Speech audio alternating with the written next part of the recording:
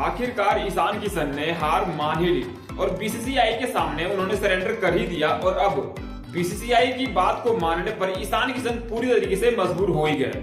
अब आप बोल रहे हो कि भाई साहब ये मैं क्या बोल रहा हूँ, तो आपको बता दूं कि ईशान किशन को बीसीसीआई ने पिछले 8 महीने से टीम के इर्द गिर्द भी घूमने नहीं दिया है। मतलब साल 2024 के शुरू से ही ईशान किशन भारतीय टीम से काफी दूर है। मतलब आपको याद होगा कि ईशान किशन ने लास्ट टाइम भारत के साथ सीरीज तब खेला था, या यूं कहते भारतीय स्क्वाड में तब शामिल हुए थे जब साल 2023 का 11वां महीना चल रहा था। यानी कि साल 2023 का नवंबर महीना वो आखिरी समय था जब ईशान किशन भारतीय टीम के आसपास हमें नजर आए थे, या यूं कहते स्क्वाड में हमें शामिल होते हुए नजर आए थे। ईशान किशन ने अपना लास्ट मुकाबला ऑस्ट्रेलिया के खिलाफ साल 2023 के नवंबर में खेला था। उसके बाद से बीसीसीआई ने जो ईशान किशन को साइडलाइन किया है टीम से, भाई साहब आप उसके बारे में सोच भी नहीं सकते हो। मतलब टीम के आसपास तो छोड़िए, मतलब वो कहीं पे ही नजर नहीं आ रहे हैं। अगर आप सोशल मीडिया पर भी उठा के देख लो तो ईशान किशन का ना तो आपको प्रैक्टिस देखने को मिला होगा, ना ही डोमेस्टिक में आपको ईशान किशन कहीं नजर आए होंगे। मतलब ईशान किशन को बीसीसीआई ने पूरी तरीके से साइडलाइन कर दिया था। ईशान किशन सिर्फ हमें वहीं पे नजर आए थे जहां पे आईपीएल हो रहा था। मतलब आईपीएल एक फ्रेंचाइजी बेस्ड लीग है, इसलिए वहां पे ईशान किशन हमें खेलते हुए नजर आए थे। बाकी बीसीसीआई ने जहां पे भी मैच करवाए हैं, या फिर इंडिया ए हो, बी हो, या फिर कोई भी टीम हो, ईशान किशन आपको टीम के आसपास नजर नहीं आए होंगे। अब आपको लग रहा होगा कि भाई साहब आखिर बीसीसीआई ने ऐसा किया क्यों, तो मैं आपको बता दूं कि ये सारी गलती ईशान किशन की ही है। और आपको मैं ये भी बता दूं कि ईशान किशन की एक गलती की वजह से बीसीसीआई ने ईशान किशन को पूरी तरीके से टीम से साइडलाइन कर दिया था।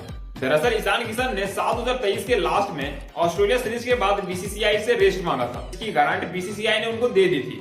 ईशान किशन ने बीसीसीआई से कहा था कि हम पिछले 2 साल से लगातार टीम के साथ ट्रेवल कर रहे हैं, इसलिए मुझे मेंटल इश्यू ना हो, इसलिए मैं थोड़ा सा रेस्ट चाहता हूँ और मैं चाहता हूँ कि मैं अपना वर्कलोड मैनेजमेंट कर सकूं। इसके लिए बीसीसीआई ने ईशान किशन को छुट्टी तो दे ही दी, लेकिन ईशान किशन ने इस बीच क्या करा कि केबीसी में बतौर कंटेस्टेंट पहुंच गए और वहां पे वो और स्मृति मंदाना दोनों ही साथ में नजर आए। जिसके बाद भाई साहब बीसीसीआई का पारा ठनक गया। मतलब बीसीसीआई के परमिशन के बिना ईशान किशन केबीसी में पहुंच गए, वो भी बतौर कंटेस्टेंट, वो भी वहां पे मैच खेलने के लिए, या यूं कहे तो वहां पे पार्टिसिपेट करने के लिए। वो बीसीसीआई से परमिशन तक नहीं लिए और केबीसी के एपिसोड में पहुंच गए। जिसके बाद बीसीसीआई का मूड सनक गया और उसके बाद जो ईशान किशन के साथ हुआ, भाई साहब वो अब जिंदगी भर नहीं भूलेंगे। मतलब बीसीसीआई ने उसको इस तरह से साइडलाइन कर दिया कि उनको अब ये समझ में नहीं आ रहा कि अपने करियर के साथ किया क्या था। मतलब ईशान किशन इतने डिप्रेस में चले गए थे कि भाई साहब को समझ में नहीं आ रहा था कि उनको करना क्या है।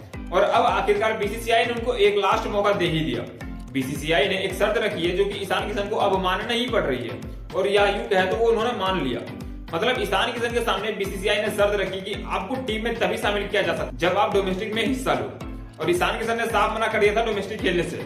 लेकिन अब आखिरकार ईशान किशन का दिमाग घुमा और अब उन्होंने डोमेस्टिक खेलने से मना नहीं किया और फाइनली बीसीसीआई की रिक्वेस्ट को एक्सेप्ट कर लिया। यूं कहे तो बीसीसीआई के ऑर्डर को उन्होंने मान लिया और अब सैयद मुश्ताक अली ट्रॉफी में ईशान किशन झारखंड की ओर से खेलते हुए नजर आएंगे।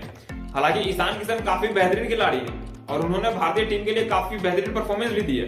और एक समय पर ऐसा भी आ गया था जहां पे वो ईशान किशन विराट कोहली को रिप्लेस करने वाले थे। शायद आपने 2023 के लास्ट में सुना होगा कि ईशान किशन को विराट कोहली के ओवर कंसीडर किया जा रहा था T20 वर्ल्ड कप 2024 के लिए। बट उस एक गलती के कारण ईशान किशन का करियर इस तरह से बिखर गया कि आप सोच भी नहीं सकते।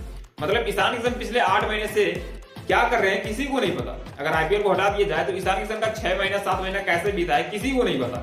लेकिन अब ईशान किशन को एक और मौका बीसीसीआई ने दे दिया है, जिसके बाद शायद एक बार फिर से ईशान किशन हमें टीम के आसपास अब नजर आएंगे। इसके पीछे भी बीसीसीआई की कोई वजह हो सकती है। हो सकता है कि बीसीसीआई ईशान किशन को संजू सैमसन की जगह पे रिप्लेस करना चाह रहे हो, क्योंकि संजू सैमसन का परफॉर्मेंस हमें पिछले सीरीज में देखने को बिल्कुल भी नहीं मिला। शायद इसीलिए बीसीसीआई ने ईशान किशन को एक और मौका दिया है और उनको ये साबित करने के लिए कहा गया है कि वो किस तरह से बेहतर साबित हो सकते हैं। वो बीसीसीआई को प्रूव करे, जिसके कारण टीम में उनको सिलेक्शन दोबारा से दिया जा सके। दोस्तों, अगर आप चाहते हो कि ईशान किशन भारतीय टीम के साथ जल्द से जल्द जुड़े तो इस वीडियो को लाइक और चैनल को सब्सक्राइब जरूर कीजिएगा। और अगर आपका फेवरेट खिलाड़ी ईशान किशन है तो वीडियो के नीचे कमेंट में ईशान किशन जरूर लिखिएगा। मिलता है नेक्स्ट वीडियो में, तब तक के लिए जय हिंद।